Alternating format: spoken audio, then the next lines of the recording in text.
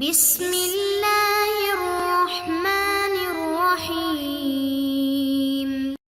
السلام علیکم عزیز طلباء کرام، آپ سب کیسے ہیں؟ آج ہم نور الانوار کے سبق نمبر 15 کو پڑھیں گے اور آج کے سبق کا عنوان ہے اصل رابع قیاس ہے۔ اور آج کے ہماری سبق کی عبارت والاصل الرابع القیاس سے شروع ہوتی ہے۔ آئیے سب سے پہلے عبارت پڑھ کے اس کا ترجمہ کرتے ہیں، اس کے بعد باقاعدہ سبق کی وضاحت کی طرف بڑھتے ہیں۔ مصنف علیہ رحمہ لکھتے ہیں والاصل الرابع القیاس، اور چوتھا اصول وہ قیاس ہیں۔ ای الاصل الرابع بعد الثلاثة للاحکام الشرعیة هو القیاس المستنبط من هذه الاصول الثلاثة، یعنی ان تین کے بعد احکام شرعیہ کے لیے چوتھا اصول وہ قیاس ہے جو مستنبط کیا گیا ہو ان تین اصولوں سے۔ وَكَانَ يَنبَغِي أَن يُقَيِّدَهُ بِهَذَا الْقَيْدِ كَمَا قَيَّدَهُ فَخْرُ الْإِسْلَامِ وَغَيْرُهُ لِيَخْرُجَ الْقِيَاسُ الشِّبْهِيُّ وَالْعَقْلِيُّ وَلَكِنَّهُ اكْتَفَى بِالشُّهْرَةِ۔ مصنف کو چاہیے تھا کہ وہ اس قید کے ساتھ اس قیاس کو مقید کرتے جیسا کہ فخر الاسلام بزدوی اور دیگر مصنفین نے کیا ہے، تاکہ قیاس شبہی اور عقلی اس سے نکل جاتا، لیکن انہوں نے شہرت کی وجہ سے اسی پر اکتفا کیا۔ فنظیر القیاس المستنبط من الکتاب قیاس حرمت اللواطة على حرمت الوطء في حالة الحید بعلة الأذى المستفادة من قوله تعالى ولا تقربوهن حتى يطهرن۔ اور اس قیاس کی مثال جو کتاب اللہ سے مستنبط ہو، وہ لواطت کی حرمت کو وطی کی حرمت پر حالت حیض میں یہ قیاس کرنا ہے، اذا کی علت، گندگی کی علت کے ساتھ، کہ جو مستفاد ہے اللہ تعالیٰ کے اس فرمان وَلَا تَقْرَبُوهُنَّ حَتَّى يَطْهُرْنَ سے، کہ تم ان کے قریب نہ جاؤ یہاں تک کہ وہ خوب پاک ہو جائیں۔ وَنَظِيرُ الْقِيَاسِ الْمُسْتَنبَطِ مِنَ السُّنَّةِ قِيَاسُ حُرْمَةِ تَفَاضُلِ الْجَنسِ وَالنَّوْرَةِ بِعِلَّةِ الْقَدْرِ وَالْجِنسِ عَلَى حُرْمَةِ الْأَشْيَاءِ السِّتَّةِ الْمُسْتَفَادَةِ مِنْ قَوْلِهِ عَلَيْهِ السَّلَامُ الْحِنْطَةَ بِالْحِنْطَةِ وَالشَّعِيرَ بِالشَّعِيرِ وَالتَّمْرَ بِالتَّمْرِ وَالْمِلْحَ بِالْمِلْحِ وَالذَّهَبَ بِالذَّهَبِ وَالْفِضَّةَ بِالْفِضَّةِ مِثْلًا بِمِثْلٍ يَدًا بِيَدٍ وَالْفَضْلُ رِبًا۔ اور اس قیاس کی مثال جو سنت سے مستنبط ہو، وہ چونے اور کلی والے چونے کی زیادتی کو حرام ہونے کو قیاس کرنا ہے قدر و جنس کی علت کی وجہ سے اشیاء ستہ کے حرام ہونے پر، جو کہ مستفاد ہے نبی علیہ السلام کے اس فرمان سے کہ گندم گندم کے بدلے جو جو کے بدلے، کھجور کھجور کے بدلے، نمک نمک کے بدلے، سونا سونے کے بدلے اور چاندی چاندی کے بدلے، یہ جائز نہیں ہے، مگر برابر برابر ہاتھوں ہاتھ، اور جو زیادتی ہوگی وہ سود ہوگی۔ وَنَظِيرُ الْقِيَاسِ الْمُسْتَنبَطِ مِنَ الْإِجْمَاعِ قِيَاسُ حُرْمَةِ أُمِّ الْمُسْنِيَةِ عَلَى حُرْمَةِ أُمِّ أَمَتِهِ الَّتِي وَطِئَهَا۔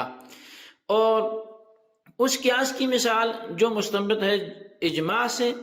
وہ مزنیہ کی یعنی زانیہ کی ماں کے حرام ہونے کو قیاس کرنا ہے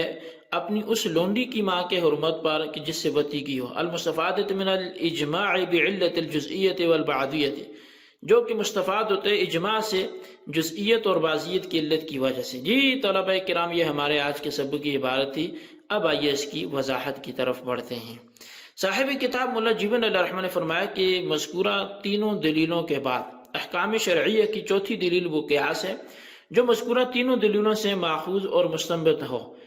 اور وَكَانَ يَنبَغِي أَن يُقَيِّدَهُ سے ماتن پر ایک اعتراض کر رہے ہیں کہ بڑے بڑے علماء نے یہاں پر قیاس کو اس شرط کے ساتھ مقید کیا ہے، لیکن یہاں پر آپ نے کوئی شرط نہیں لگائی۔ اعتراض اصل میں یہ ہے کہ قیاس کی چار قسمیں ہیں، ایک قیاس شرعی ہے، قیاس لغوی ہے، قیاس شبہی ہے، قیاس عقلی ہے۔ اور قیاس شرعی وہ قیاس ہے جو کتاب اللہ یا حدیث رسول سے یا اجماع سے ماخوذ ہو، اور قیاس لغوی وہ قیاس ہے جس میں ایک قسم ایک جگہ سے دوسری جگہ کی طرف کسی علت مشترکہ کی وجہ سے متعدی ہو جائے، جیسے لفظ خمر مخامرہ عقل کی علت کی وجہ سے تمام حرام شرابوں کے لیے بولا جاتا ہے۔ اسی طرح قیاس شبہی یہ ہے کہ حکم علت مشاکلت فی صورت کی وجہ سے ایک صورت سے دوسری صورت کی طرف متعدی ہو جائے، جیسے کوئی شخص قاعدہ اخیرہ کی عدم فرضیت پر استدلال کرتا ہو اور وہ کہے کہ قاعدہ اخیرہ چونکہ شکل و صورت میں قاعدہ اولیٰ کی مانند ہے اور قاعدہ اولیٰ فرض نہیں ہے، لہذا قاعدہ اخیرہ بھی فرض نہیں ہوگا۔ اب قیاس عقلی وہ قول ہے جو ایسے مقدمات سے مرکب ہو جن کے تسلیم کر لینے کے بعد ایک دوسرے قول کا تسلیم کرنا لازم آتا ہو، جیسے العالم متغیر وکل متغیر حادث فالعالم حادث۔ تو اب اس کو مطلب ظاہر ہے جب آپ یہ تسلیم کریں گے العالم متغیر وکل متغیر حادث، تو پھر یہ لازم آئے گا کہ آپ مانیں العالم حادث۔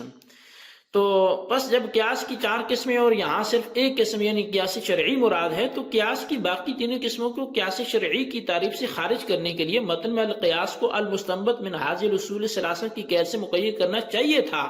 جیسے کہ علامہ فخر الاسلام بزدوی اور دیگر حضرات مصنفین نے مقید کیا ہے۔ تو اب مصنف منار کی جانب سے شارح نے عذر بیان کرتے ہوئے فرمایا کہ مصنف نے شہرت پر اکتفا کرتے ہوئے القیاس کو مذکورہ قید کے ساتھ مقید نہیں کیا، یعنی سب ہی لوگ اس بات سے واقف ہیں کہ اصول فقہ کی کتابوں میں قیاس شرعی مذکور ہوتا ہے، نہ کہ دوسرا قیاس کوئی ہوتا ہے، لہذا اس قید کو ذکر کرنا اور نہ کرنا دونوں برابر تھے، چنانچہ یہاں قیاس کے لفظ سے قیاس شرعی کی طرف ذہن منتقل ہوگا، دوسری اقسام کی طرف منتقل نہیں ہوگا۔ اچھا، چونکہ قیاس سے قیاس شرعی مراد اور قیاس شرعی وہ ہے جو اصول ثلاثہ یعنی کتاب اللہ یا سنت رسول یا اجماع سے ماخوذ ہو، اس لیے شارح الرحمن نے تینوں کی مثالیں بیان فرمائی ہیں۔ لہٰذا اس قیاس کی مثال جو کتاب اللہ سے ماخوذ ہو وہ یہ ہے کہ حالت حیض میں وطی کی حرمت نص کتاب سے ثابت ہے، چنانچہ اللہ تبارک و تعالیٰ نے فرمایا یسألونک عن المحیض قل هو اذن فاعتزلوا النساء فی المحیض ولا تقربوهن حتی یطہرن، یعنی لوگ آپ سے حیض کا حکم دریافت کرتے ہیں تو فرما دیجئے کہ وہ گندگی ہے، تو تم الگ رہو عورتوں سے حیض کے وقت میں اور نزدیک نہ جاؤ ان کے جب تک کہ وہ پاک نہ ہو جائیں۔ اب اس آیت سے معلوم ہوا کہ حالت حیض میں حرمت وطی کی علت وہ گندگی ہے، اذن،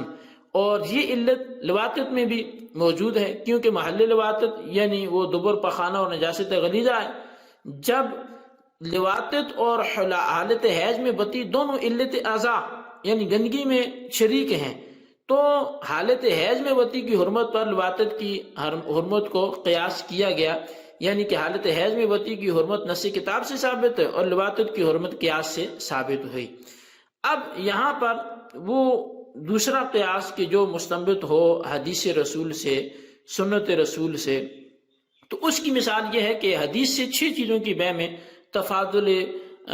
تفاضل کی حرمت ثابت ہوئی، یعنی کہ کمی زیادتی کی حرمت ثابت ہوئی ہے۔ وہ 6 چیزیں یہ ہیں جیسے گندم ہے، جو ہے، کھجور ہے، نمک ہے، سونا ہے، چاندی ہے۔ اور حضرات احناف کے نزدیک حرمت کی علت قدر اور جنس ہے، رسول اللہ صلی اللہ علیہ وسلم کے قول الحنطۃ بالحنطۃ سے یہی مستفاد ہے، اور یہ علت چونے میں بھی موجود ہے، لہذا قدر اور جنس یعنی علت ربا میں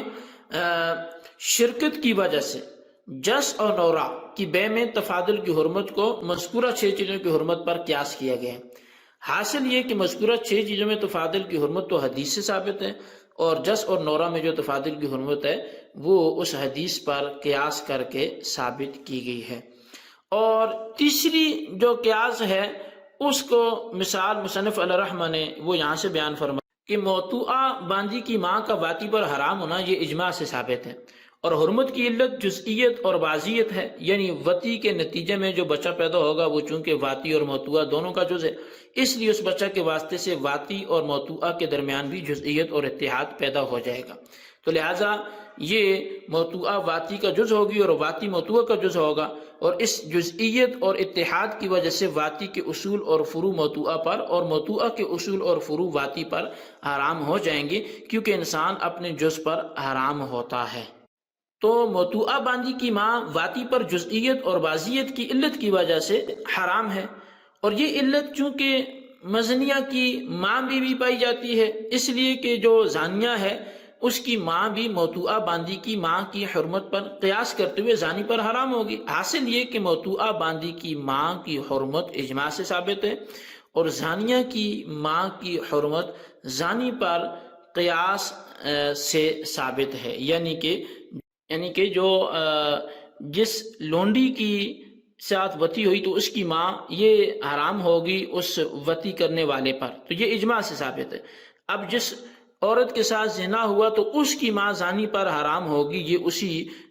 لونڈی سے جمع کرنے والی صورت پر اس کو قیاس کیا گیا ہے۔ تو اجماعی مسئلے پر بھی قیاس ہوا تو یہ قیاس وہ ہے جو مستنبط کی در سے ہوا، وہ اجماع سے ہوا۔ تو بہرحال یہ ایک بات تھی کہ جو قیاس شرعی ہے، چونکہ وہ تین چیزوں سے مستفاد ہوتا ہے، وہ کتاب اللہ سے بھی ہوتا ہے، وہ سنت رسول سے بھی ہوتا ہے، اور وہ اجماع امت سے بھی ہوتا ہے۔ اس تینوں کی ہم نے مثال بھی پڑھ لی، آپ اچھی طرح سب کو نوٹ کریں اور خلاصتاً اپنے رجسٹر پر لکھیں، بالخصوص ان سوالات کے جوابات دیں۔ سوال نمبر 1 یہ ہے کہ چوتھا اصول کون سا ہے، بیان کریں۔ سوال نمبر 2 یہ ہے کہ قیاس یہ شرعی کی تعریف کرتے ہوئے یہ بتائیں کہ یہ کن کن چیزوں سے مستنبط ہوتا ہے، وضاحت سے تحریر کریں۔ اللہ تبارک و تعالیٰ سے دعا جو کچھ ہم نے پڑھا سنا اسے یاد رکھنے کی توفیق نصیب فرمائے،